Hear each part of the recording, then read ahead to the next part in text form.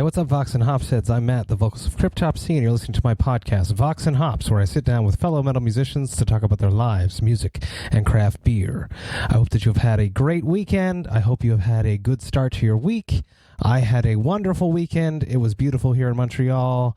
I went out, I sat in some parks with my family. It was amazing. I love it. A little bit closer to back to normal life while still staying far away from everyone, as we must do. This month is a spotlight on Unique Leader Records month. I love this.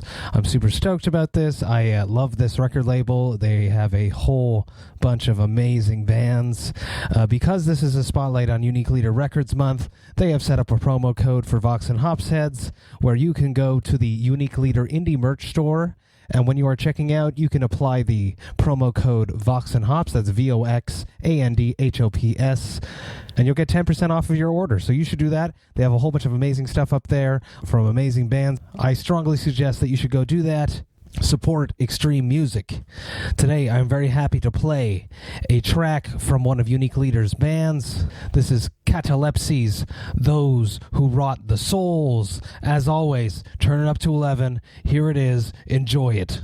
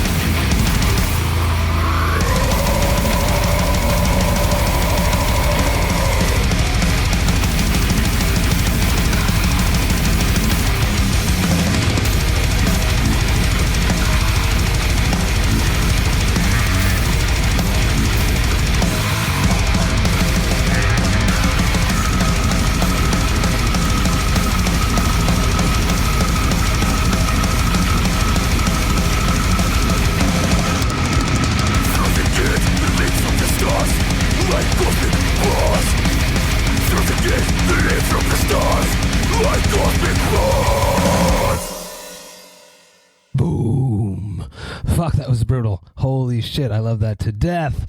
You should absolutely go check out Catalepsy if you do not know who they are. They are the Russian brutal death overlords. They should be on your radar now if they weren't already. This track, Those Who Rot the Souls, is taken from their upcoming album, which will be available on July 31st via Unique Leader Records, and the album is called Terra Mortus Est. Totally brutal. You should check them out. Today I'm with Cameron McBride, the man behind Methwitch, Voidgasm, God the Bounty Hunter, Bleach Wave. He's also a part of 12X-Titans and BRID. Here it is, Vox&Hops episode number 155.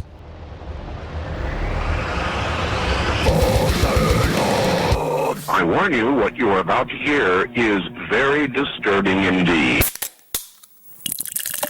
Hey, what's up, everyone? Today I'm with Cameron McBride from Methwitch, Bleach Wave, God the Bounty Hunter, BRID, Voidgasm, and 12X-Titans.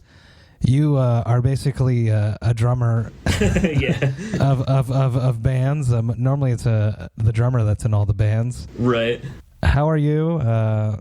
I reached out to you because Apple Music very nicely put a track from Indwell on my new music playlist 2-3 weeks ago. Awesome. And I was like, what is this? I like this. And I immediately went and just listened to the album. And I really enjoyed it. I'm obviously at home with my family and my wife is used to me blasting her with extreme music, but for the first time she was like, what the fuck is this? That's awesome. It sounds like someone's being murdered. Turn it off. And I listen to everything, Cannibal Corpse to Belphegor to every style.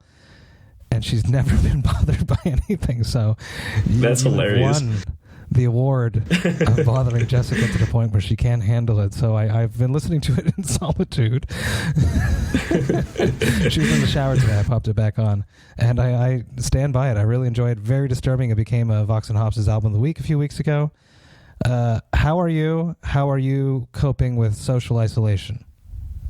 I'm doing pretty good, thank you. Just working on a lot of music. Obviously, I have a lot of projects going on, so just finished up the Methwitch album a couple weeks ago, so now I'm kind of focusing on all the other projects and stuff like that. Other than that, I'm still working on the weekends. Thankfully, I'm still able to keep my job, so that's cool. So yeah, just working and then working on more music. That's cool. That's really refreshing. That's so different. Being able to, you finished the album a couple of weeks ago, and now it's out. I just start on another thing. And it's out. A lot of times, we'll finish a record in Cryptops and we'll sit on it for 6-7 months. It must be refreshing to just do it, kiss it goodbye, and throw it out into the world. Yeah, exactly. That's cool. Let's touch on, a lot of these projects are very different. So let's see where you came from. Growing up in your parents' house or your guardian's house, what music was playing where you were not in control of the music? What was the soundtrack of your youth? Well, I actually grew up in a super Christian household, believe it or not. So, not too much good music coming from my parents' side of things. But my brother actually listened to a lot of punk rock and stuff.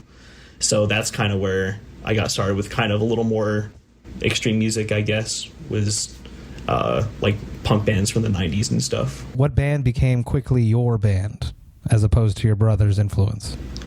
I remember him. He showed me a lot of older pop punk and stuff too. I remember getting really into that. I remember one of the first albums I actually bought myself was Life in General by MXPX. So they were a pop punk band, but it was kind of before it started getting really mainstream. And oddly enough, I think they were a Christian band at the time too. So yeah, I remember listening to that. And then later on I started getting more into new metal and stuff, because it was the late 90s, early 2000s. And then that's when I found out about Slipknot. And they were the heaviest thing I'd ever heard at the time. And they still hold up, I think. The first few albums still hold up. So yeah, I got into that. That got me into heavier stuff for sure. And then a few years later is when I started getting more into death metal and stuff like that. I remember Cannibal Corpse and actually Cryptopsy was one of the first ones I heard. So yeah, from there, just started branching out even more into crazier stuff. And now I'm kind of going back a little bit. I'm diving more into like pop music and that kind of thing. But yeah, I just kind of like pretty much everything now. Yeah, because this Methwitch album is extremely disturbing. Yeah. Very dark, and those, I want to touch on your vocals later, but those high screams are really interesting. I want to touch on those later. Okay. Bleach Wave is far more punk based, so that's what you mean where you're diving back into that. Yeah, for sure. And the 90s were definitely like very nostalgic for me because that's when I grew up. So it definitely has a lot of like that 90s like alternative influence to like Smashing Pumpkins and Third Eye Blind and that kind of thing. So I definitely wanted to go back and do that style, and I've been having a lot of fun with it. I don't know how you have all the time. I love it. Yeah. Just being so creative and just no limitations. It must be very refreshing. Yeah, definitely. Take me to your first time on stage. First time on stage, I think it was 2010 was the first show I ever played, and it was with a Christian metalcore band I was in. And it was kind of around the time where gent was like kind of starting to come into play. So we were kind of like a genty metalcore band, and it was at this venue called the Compound. It was a smaller venue. It was really cool. Not a whole lot of people there, but it was super fun. And it was kind of funny because it was our first show, but I guess our vocalist couldn't get off work. So, yeah, one of the vocalists that's actually in 12 Titans right now filled in like super last minute and pretty much just like freestyled the whole set when we were playing. Cool. So, yeah, it was kind of a lot of last minute stuff going on, but it was still really fun. And that's when you were hooked? Yeah, for sure. Is Methwitch a solo project, or a lot of these projects solo projects except for Voidgasm and 12X-Titans? Yes. So all of them are solo, and then I play guitar for Voidgasm and 12 Titans. That's right. So is there ever a possibility of getting a Methwitch tour? Is that something that you would imagine happening? I have a lot of people ask me about it. Probably not, though, just because trying to play like ringleader with the band and trying to teach people stuff and all that kind of thing is just super stressful. And it's a lot easier just to kind of go at my own pace, kind of put out music whenever I want to and stuff like that. And then especially with this newest album, I feel like a lot of those songs would be really hard to pull off live the way I'd want them to. I need like a Slipknot amount of people on stage to pull it off. So yeah, it's just really stressful, so I kind of feel like I just stick to the solo project route with Methwitch. Is that something because something happened in your past that you were either disappointed in the way bands went, your previous projects, that led you to become a solo artist? Yes and no. I still play in a couple full bands, and I really enjoy that. But it is really nice just being able to have full creative control of a project, and like I said, to be able to go at my own pace as well. I can go as fast or as slow as I want to with it. So I think I definitely prefer solo projects at this point, especially now that I'm working full time and that kind of thing. It's just whenever I have a little free time, I could start working on a project or something. It must be hard to. A lot of time bands have ideas that get bounced around that have it motivates you to move forward. So where do you find the motivation to motivate yourself to push forward and to complete projects once you've started them? I don't know. I think I just really like creating a lot. That's why I have so many different projects of different styles and stuff like that. And I'm actually trying to get into a career as a songwriter, writing for pop artists and stuff like that. So I definitely try and stay as diverse as possible with my songwriting and that kind of thing.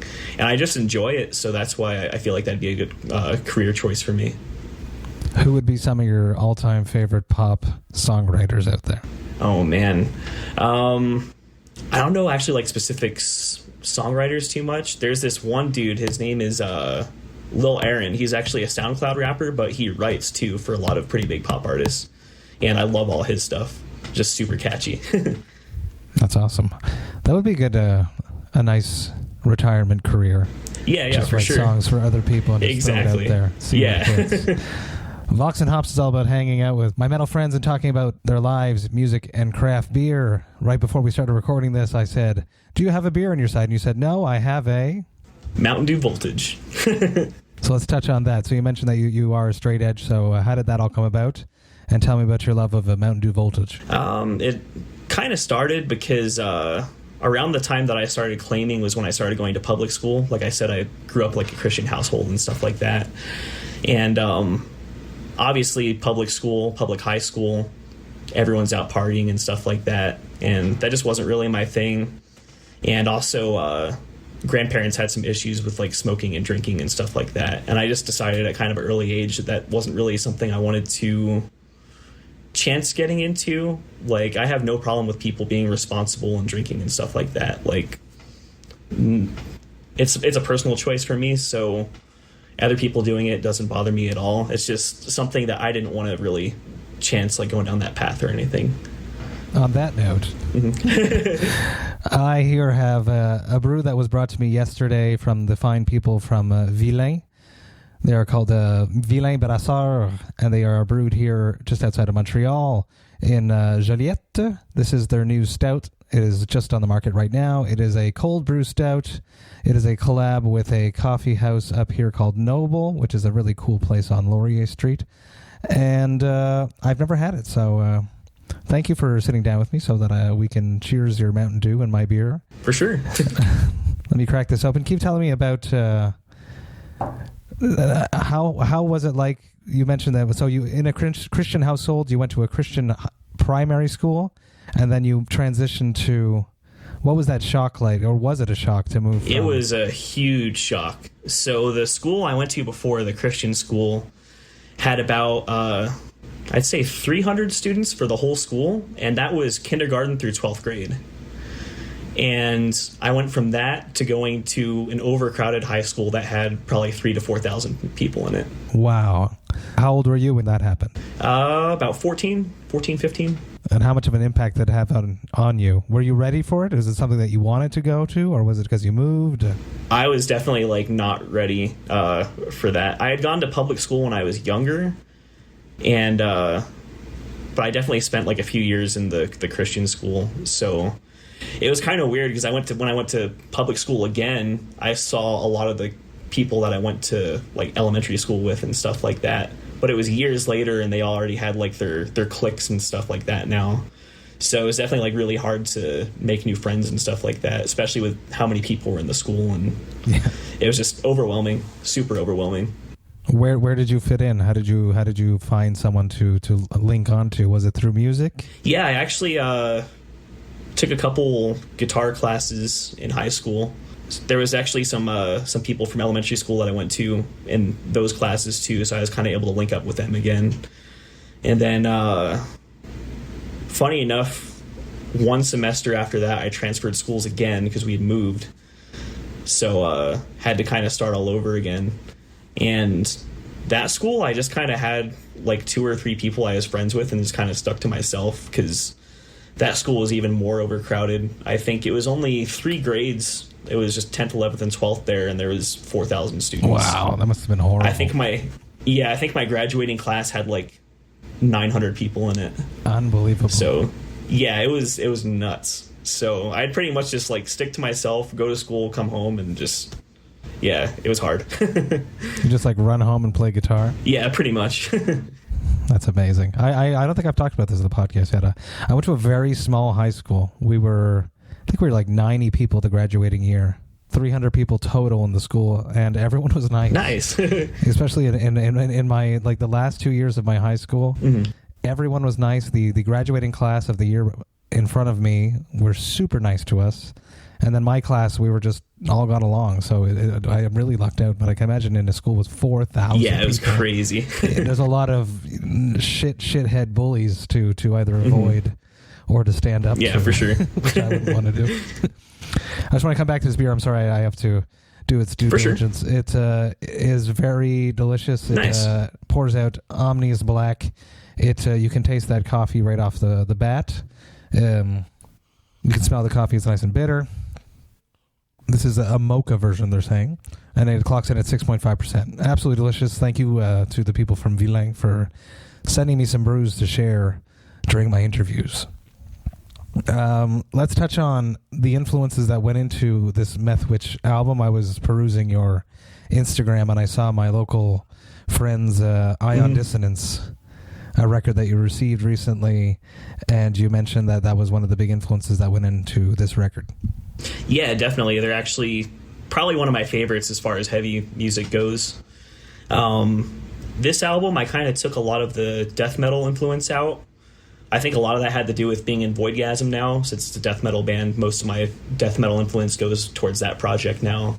So there's little hints of death metal here and there in Indwell, but I kind of took most of that and most of like the slam influence out, and kind of focused more on like the mid to late 2000s like mathcore kind of bands like Ion Dissonance and Psyopus and See You Next Tuesday and those kind of bands. Definitely a lot of Slipknot influence in there too, as far as like sampling and kind of noisier stuff goes and that kind of thing. And definitely like a lot of some like industrial in there too, like Nine Inch Nails and Godflesh and that kind of stuff. So it's definitely kind of all over the place, but it was kind of fun just to kind of try and throw it all into one thing and just make something crazy out of it. That's what caught my attention, was all the weird samples in the background, and then those ridiculous high vocals. Yeah. Talk me through recording vocals. What is your process?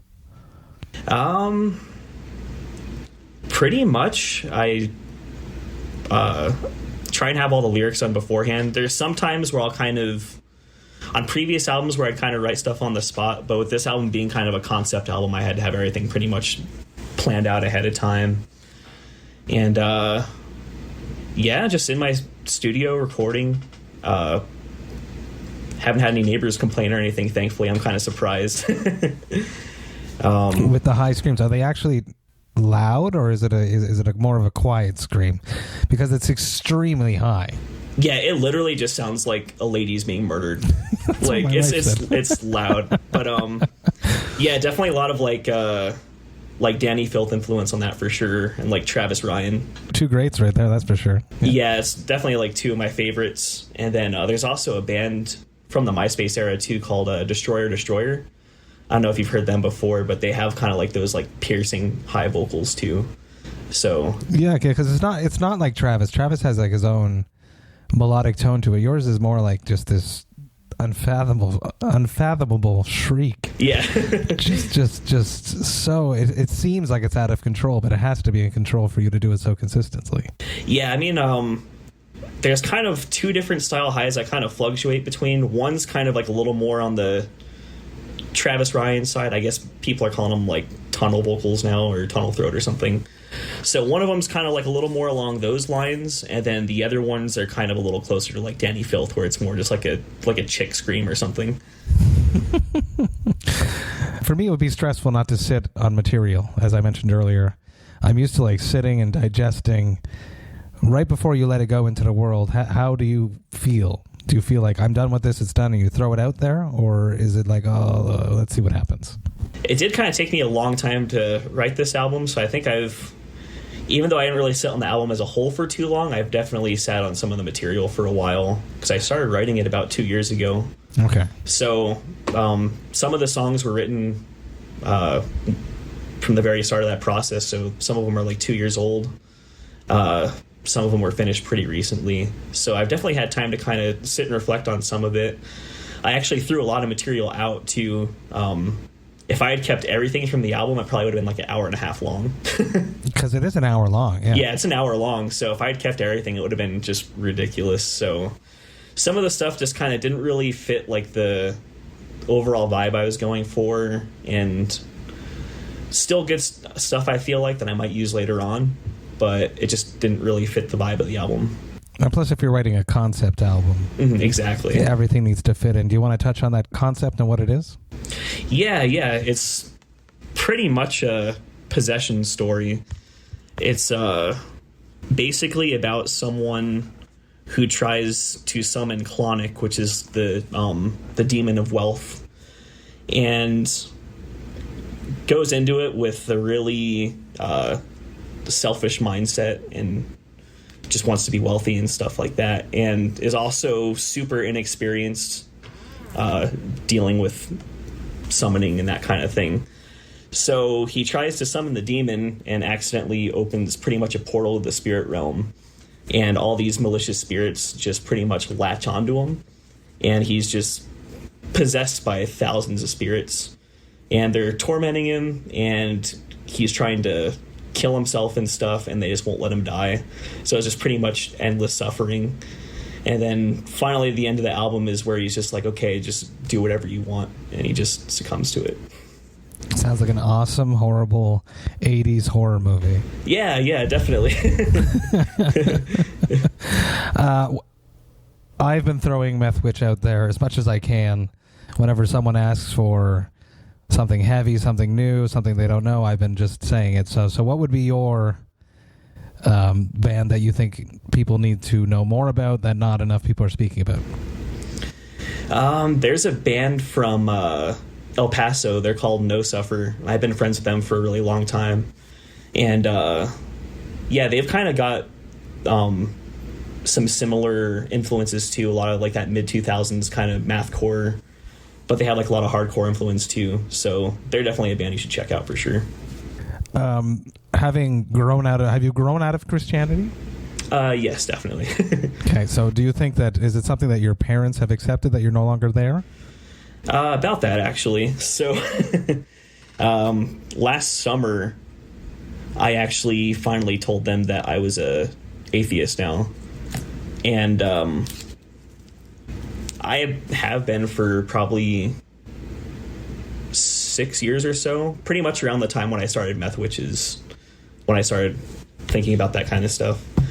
But it was crazy because my dad's actually a pastor too. Wow. Okay. And that whole time I was still going to his church, even though I didn't believe in that stuff anymore, just because I didn't want to cause any drama with the family or anything like that. And then it's just like a hard thing to break to your parents, like when they're that into it.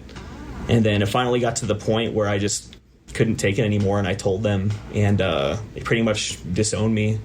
I haven't talked to them in almost a year, I guess. Oh my God, dude, that's so sad. I'm so sad. I'm sorry. It's all right. Well, I hope that they turn around and realize that, religion's just one part of a person. Yeah, for sure. But yeah, they're super, super into that. Super like conservative extremists too. So how did they feel about you diving deeper into metal throughout as you were growing up? They genuinely believe that I'm possessed. Wow. That was actually one of the last conversations I had with my parents. Is my mom had known about Methwitch for a while, and she just didn't tell my dad about it. And when all that stuff went down, I guess she finally showed him. And he was trying to tell me some stuff about since how I did martial arts growing up, and because I listened to metal music growing up, that it opened me up for demonic possession, and he believes that I'm legitimately possessed. Wow. Did that somewhat influence this new concept? Like subconsciously, maybe? I don't know. A little bit. I had already been working on the album before all that happened, because I've been working on it for a couple of years, but I think that's kind of what planted the idea in my dad's head too, is because I had already put out the lyric video for Brimstone Heart, and he watched it. So I think reading the lyrics of that too, he was like, oh, you're possessed. So when your father is a pastor, are you expected to become a pastor when you grow up? Is that standard practice? Not so much that, but he pretty much wanted me to do everything that I do to like God's glory or whatever. So he'd want me to make like Christian music and that kind of stuff if I were to go the music route. No, you never know. You might write that big hit for the Christian Star. You never know. Also, while I was perusing your Instagram and I think it was on Facebook maybe, you were somewhat apologizing for having posted a negative review that a fan put up. Yeah. And I assume that your fans ripped him apart. It was kind of it was a huge clusterfuck, honestly.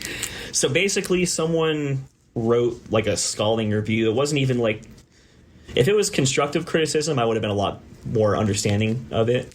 But it kind of just seemed like they were wanting to like drag me or something. Like they were pretty much they were comparing it to like Five Finger Death Punch and stuff like that. And yeah, it was just like a ridiculous review. And I wasn't friends with them on Facebook or anything, so a mutual friend sent it to me, and they were pretty much like, hey, so-and-so is talking shit about you online, and they posted this crazy review. So I read it, and it was just like mind-blowing, like some of the stuff they said.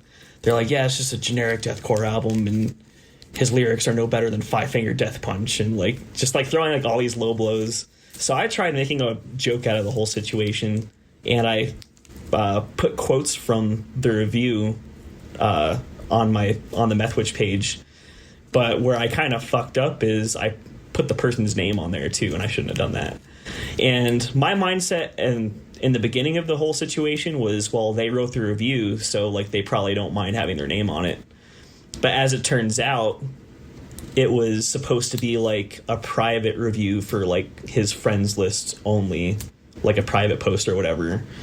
So I didn't want to cause any more problems or anything, because I guess some of my fans were hitting him up, and then he had his friends come after me too, and it was just a huge thing. So I messaged him, and then I messaged a couple people that were like involved in the thread too, and apologized and stuff like that. And I was being pretty immature about the whole situation, so I felt it was good just to apologize for it and then just bury it. That's good. That's big of you. It's important to, number one, I say it all the time on the podcast, never read the comments. Yeah, for sure. That's another thing I've definitely learned. Number two, even more important, you never respond. Yeah. Because... but it's hard, and I do it myself. I drop a new Cryptopsy video, and I'm perusing the comments. I want to see what people think. And out of 100 positive reviews, we only remember that one negative one. Yep. That's the only one. It's like we're putting our baby out into the world for people to judge. And I do agree with you, though, that if someone, even if anything you write on the internet is internet and public, I don't care if it's just for your friends list. I don't agree with that whatsoever. If you're writing it, it's on the internet, it's out there on the internet. Right, for sure. Yeah.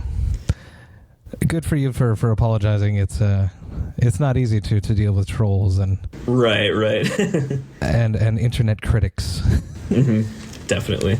If you could pick your own tour package for you to have the most fun every night, you have such a diverse plethora of bands and styles. Methwitch, which is more mathcore, extreme, disturbing. Bleach Wave, which is more like 90s punk rock.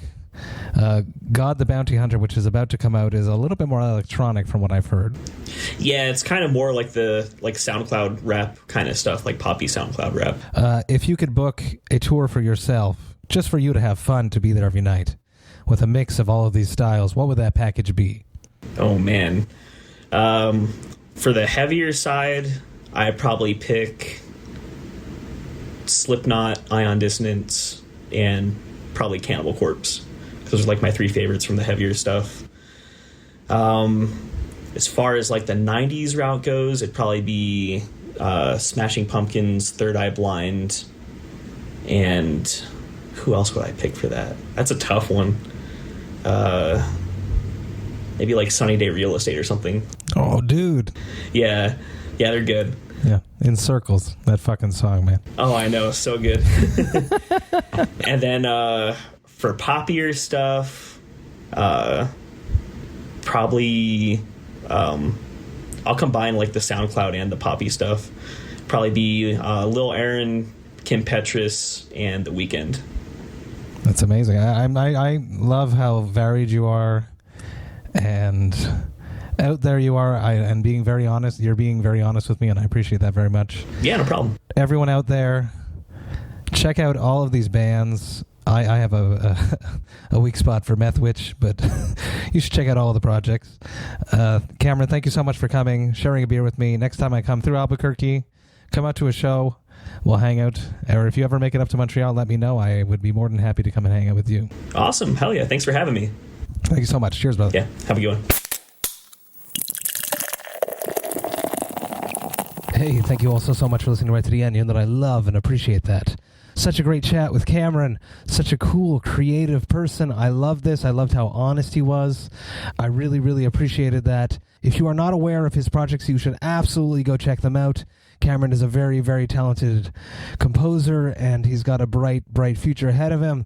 Methwitch was my album of the week a few weeks ago, and I stand by it. I re-listened to it recently, and it's still fucking scary. So cheers to Cameron. Thank you so much for being a part of Vox and Hops. I greatly, greatly appreciate it. I hope you guys have a great rest of the week. Make sure you come to Vox and Hops' Thirsty Thursday virtual hang, which is happening on Thursday at 8 p.m. Eastern Standard Time. I'm super stoked about this. Can't wait to be with you all again. I love these hangs, and the link for that is available in the description of this podcast, and you should check it out. I have one more episode coming at you this week. It's going to drop on Friday, but until then, remember to enjoy life, metal, and craft beer. Cheers, Vox and Hops heads.